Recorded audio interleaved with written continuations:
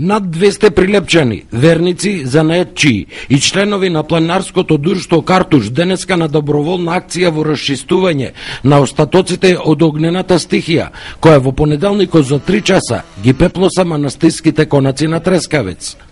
Вербата во Бога, во Мајката Божја Богородица, беше посилна и од снегот и од непроодниот пат.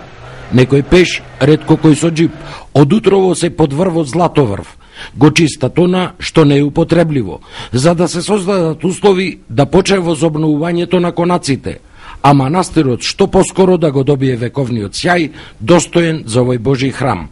Господ, некоја невидлива сила се случи што се случи, не можем ни да спијаме ние. Рекоа некој, не можете да одите, има снег. До рамена рекол да има снег, ние ќе одам со лазење ќе одиме друштвото и решивме мора да се работи, ова е за народот. Денес како треба сета енергија ќе дадеме нашето друштво овде, мора да се помогне од народ за народ, Трескавец, Богородица, манастирот, мора да помогнеме. Ентузијазмот кај луѓето еве се гледа на лице место.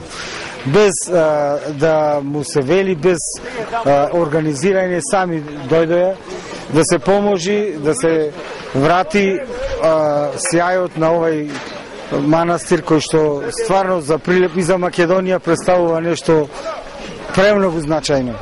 И секоја акција е добро дојдена, мислам, иначе сиот народ е добре дојден, мислам. Ние идеме секоја недела сме тука, мислам, не можеш да не дојдеш и да му ограничиш на луѓето да не дојде, мислам. Акцијата за расчистување во континуитет ќе продолжи во наредните денови.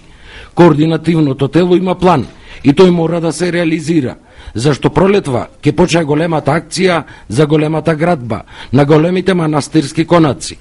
Од Завод и музеј Прилеп тврдат дека проектот наскоро ќе биде готов.